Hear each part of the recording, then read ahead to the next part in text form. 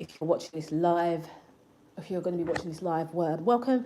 If you would be watching this as a replay, welcome as well. My name is Adina and I am a digital entrepreneur and software developer, as well as a writer, and I've built a few businesses using written content.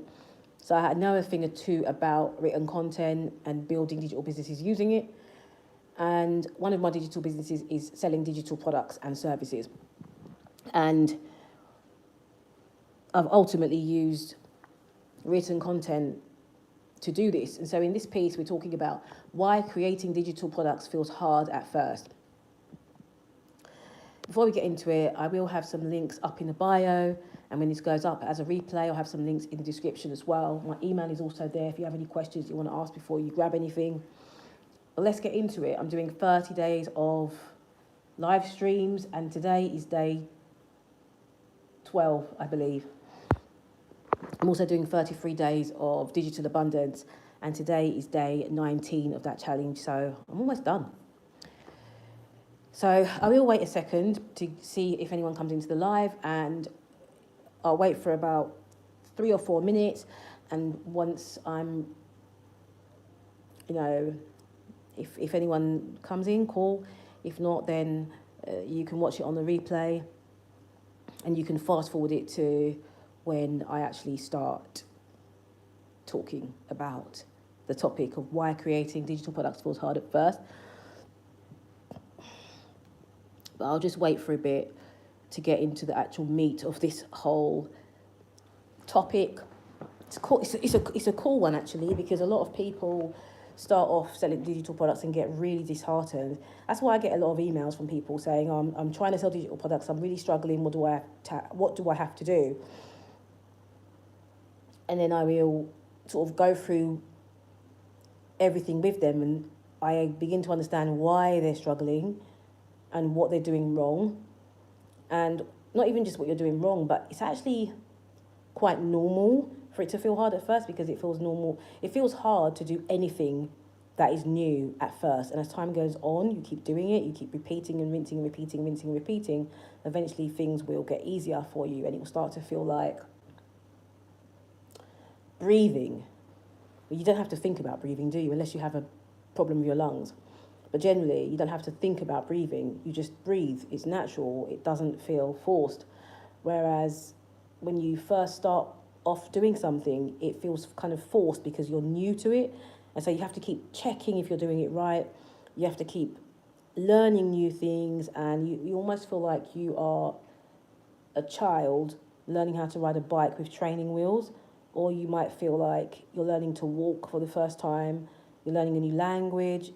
But the beauty of learning something new is that it fires new neural pathways in your brain, which is just an amazing thing, because, it's neuroplasticity. Your brain will strengthen by learning something new.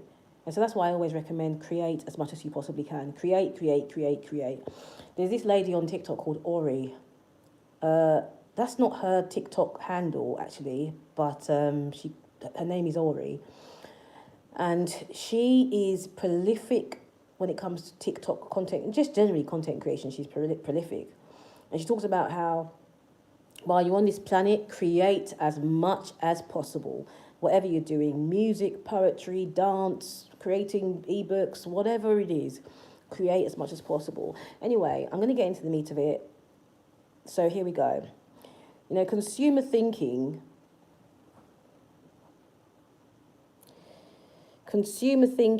runs on response. And so content appears and you react to the content. The structure already exists, and algorithms decide what comes next. Feedback arrives quickly in the form of entertainment, information, or emotional reward. But creative thinking works in the opposite direction. You must decide what to build, who the content is going to serve, and how it should work. So you create structure instead of receiving it. So this shift activates the prefrontal cortex, which manages planning, focus, self-control, and long-term decision-making. So if you look at this from neuroscience perspective, neuroscience shows that the brain prefers efficiency and familiarity. So when a task demands new patterns of thinking, the brain increases effort and alerts you through discomfort. So that discomfort may show up as distraction, procrastination, or mental fatigue. These signals reflect adaptation rather than inability. So don't get worried when you find it difficult to stay focused in the beginning, when you're building digital products or when you're building any digital business. Don't get worried when you start procrastinating or you feel mental fatigue, because these things, they signal they signal adaptation rather than inability. So it doesn't mean you can't do it. It's just that when you're new to something, it demands new patterns of thinking and the brain increases effort and alerts you through discomfort. So that discomfort may show up as distraction, like I said, procrastination or mental fatigue. You just have to learn ways to overcome those things, procrastination and mental fatigue. That's why when you're first starting out, start small and build up. So why does effort feel heavier in the early stages? Creating digital products, it requires sustained attention without immediate payoff. This is the difficult thing. Can you continue putting in all of the effort without seeing a single dime? You know, consumer activities reward the brain quickly through novelty and predictability. Creation delays reward and demands patience. So think about it, as a consumer, it's easier to consume because when you consume, you get that reward straight away. It's funny, it's entertaining, it's inspirational, it's exciting, it might be educational. You learn from whatever whatever you're watching, whatever you're listening to, you're going to learn from it, or you might learn from it, and you can implement what you've learned. And so there's a reward to that. Imagine watching a video that tells you 5 ways to boost your digital product sales, and you start implementing those things straight away, and you start seeing results in terms of people signing up to something, people sharing your product, or people sending you emails to find out more information about your product. You're getting rewarded already because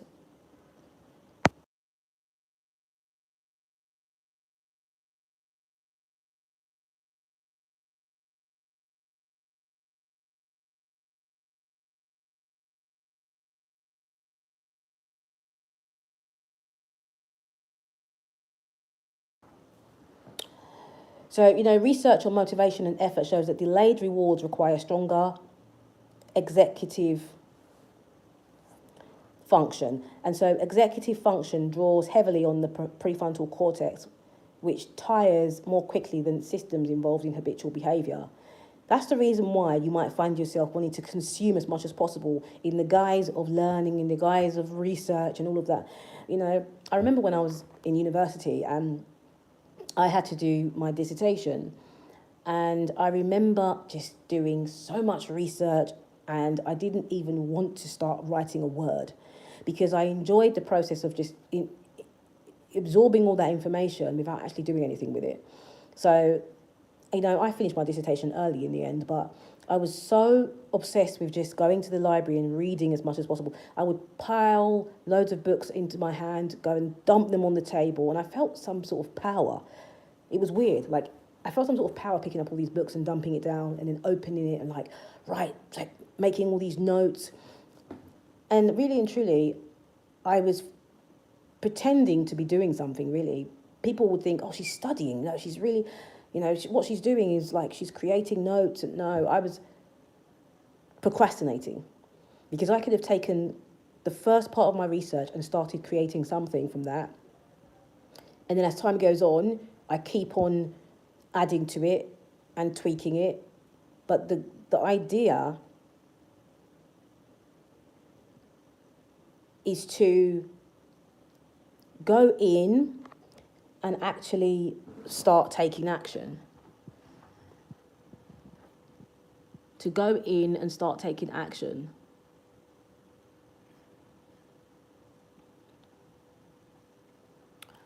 Okay. Go in and start taking action. So let's get to the next point.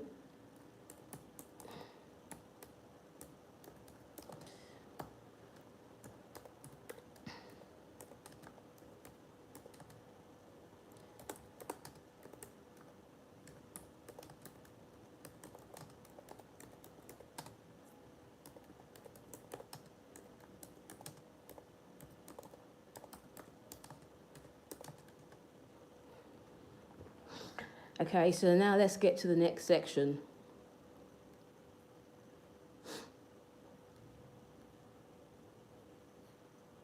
You know, uncertainty compounds this effort.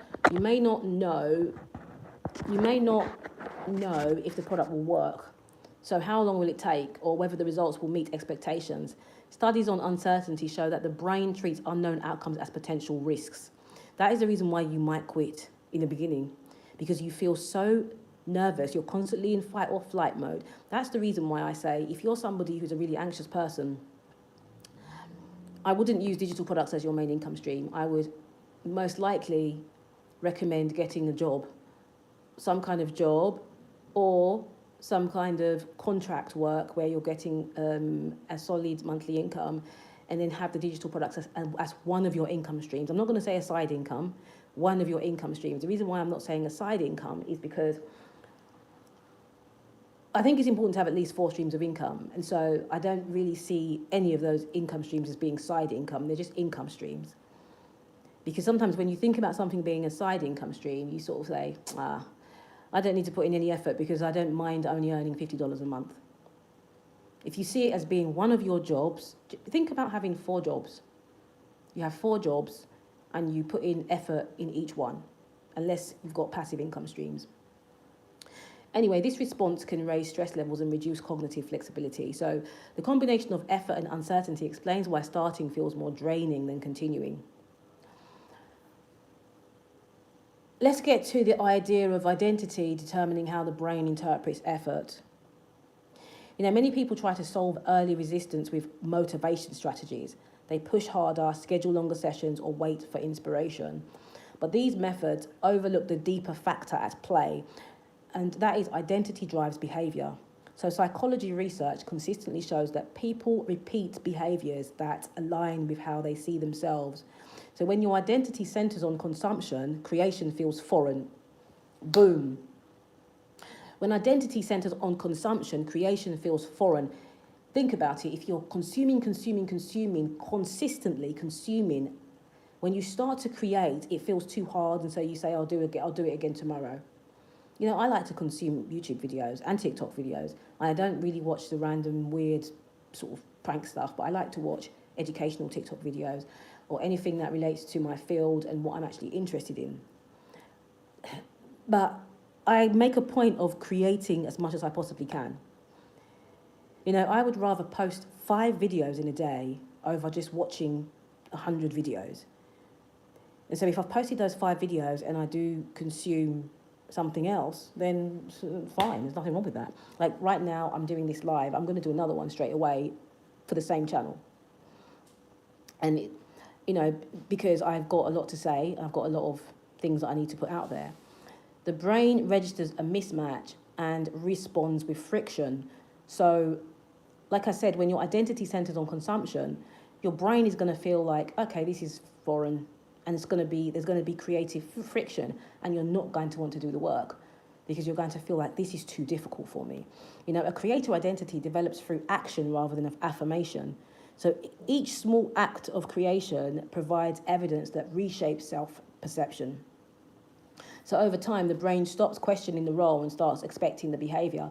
And this shift reduces resistance without requiring constant motivation. Let's move on and talk about cognitive load and how it explains overwhelm and indecision.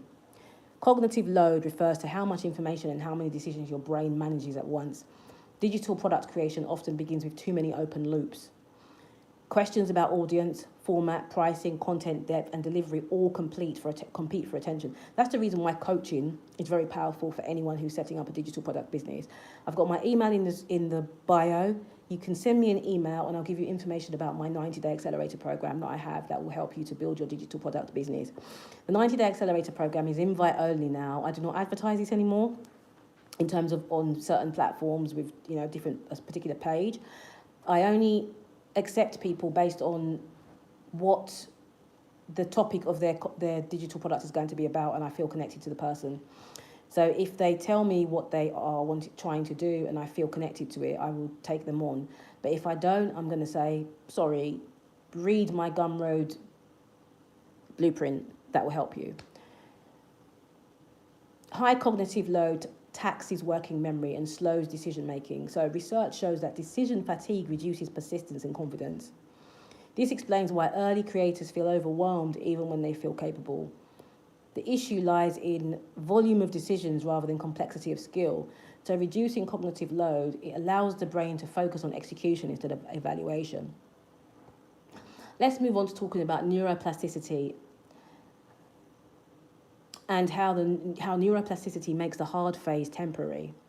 So let me explain what neuroplasticity is. Neuroplasticity describes the brain's ability to change through repeated experience.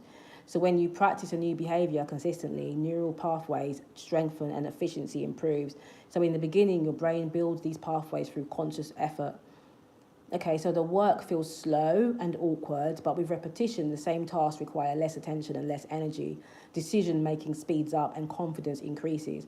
So this process mirrors learning to drive, write, or speak publicly, or even learn a new language. Early discomfort signals learning in progress. And so discomfort is actually a good thing because it signals that your brain is getting used to it. I remember when I started learning how to play the flute and I was so stressed.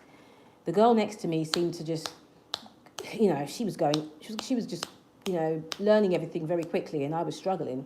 And I didn't understand why she was learning so fast and I was struggling. I realised that she had a musical background. She had already learned to play the piano young. She had learned to play the violin young. I had only learned how to play the violin, but I still wasn't even that good at it. So she had that, I would say, muscle memory of listening to something and then just being able to replicate it. So practical steps to support the consumer to create a shift. You can support the transition by changing how and when you create. Okay, so step 1, start creation before consumption. This is really important. Begin your day with a short creation block before checking social media platforms or email.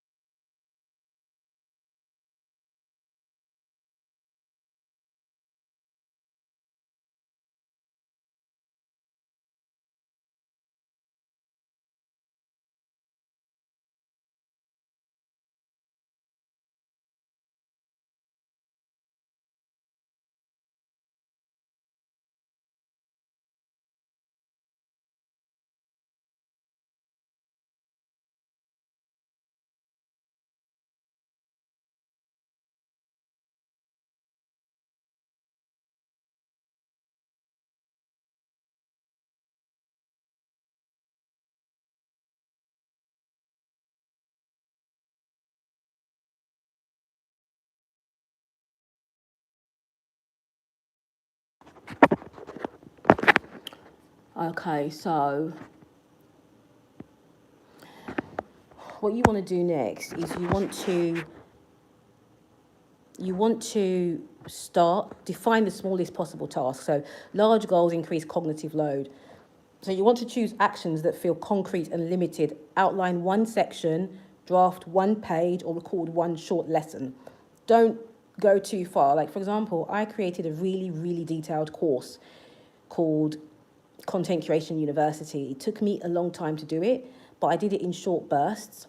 So I'll do one slide, I'll do the voiceover for the slide, and then I'll move on to the next one. Maybe the next day or in the evening or something. I didn't do everything in one go. So it didn't feel that difficult to do it.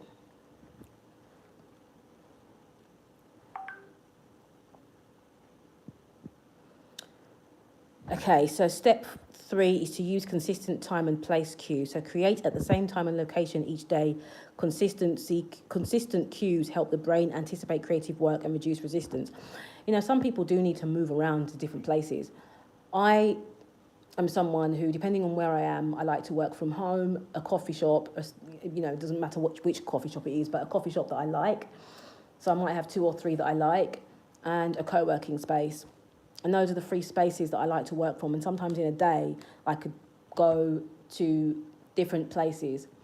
So I know that this particular workspace, that's why it's important to have a workspace in your place where you live.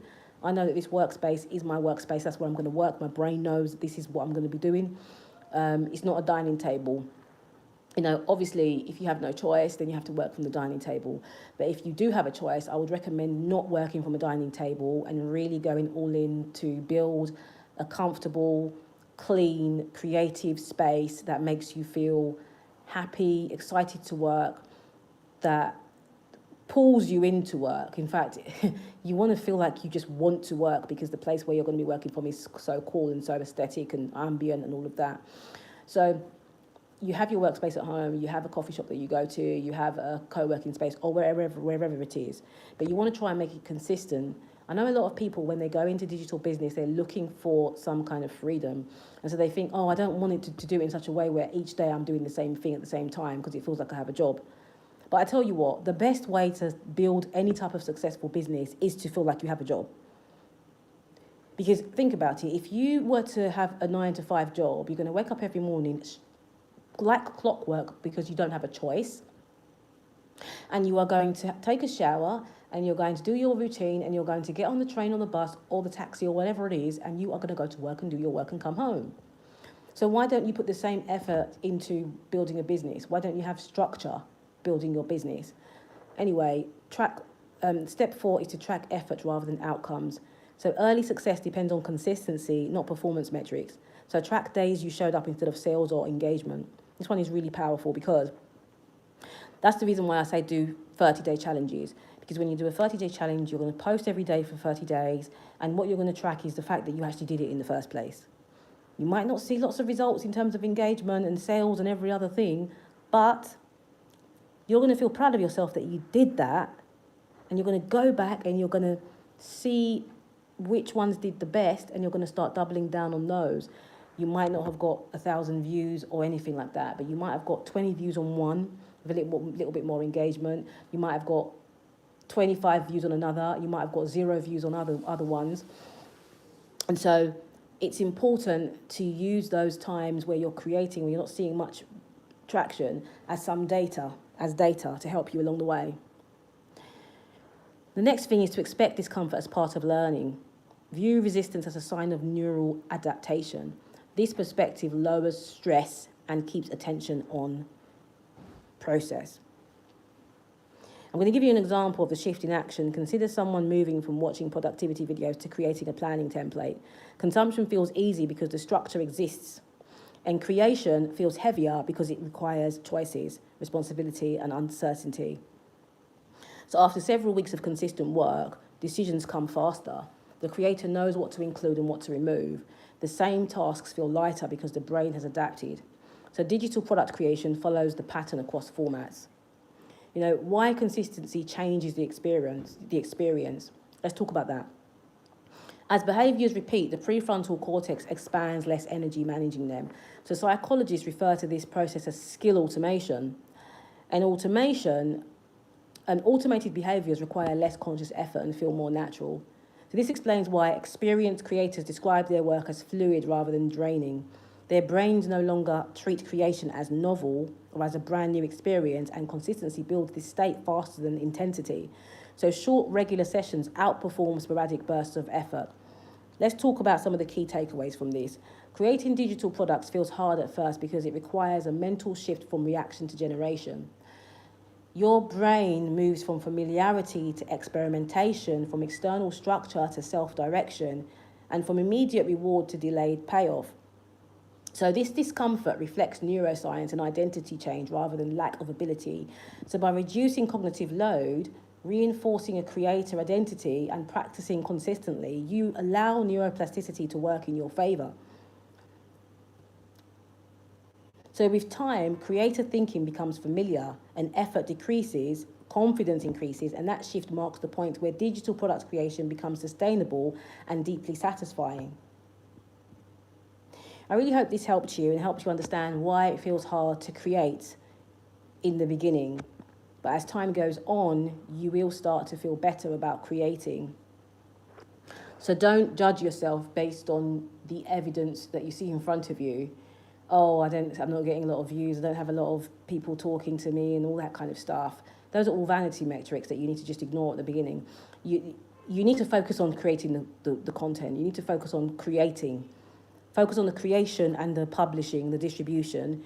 And as time goes on, you're going to start to see results, and that's going to help you to spur you to keep on going. But to be honest with you, what should spur you to keep on going is helping people. You know, the funny thing is that a lot of people think helping people is just about providing some sort of educational content. Actually, you can help someone by making them laugh because they might be going through absolute hell and they need that. You can help someone by inspiring them. You can help someone by educating them. You know, you can help someone just by making them think about something and think, actually, I could try this or I could do this. So there's a misconception when it comes to building anything where you sort of think, well, it's only about teaching someone something. No, actually, it can also be about entertaining or whatever type of content you're producing. It doesn't matter. Anyway, I'm going to leave this here. Thank you so much. I have another live to do because I want to talk about a different topic. But definitely drop an email to me if you have any questions relating to my 90-day accelerator program, my remote tasks club. If you have any questions about the Digital Abundance 33 challenge as well, and you're interested in building a digital product business and changing and shifting your mindset along the way. Thank you. Bye.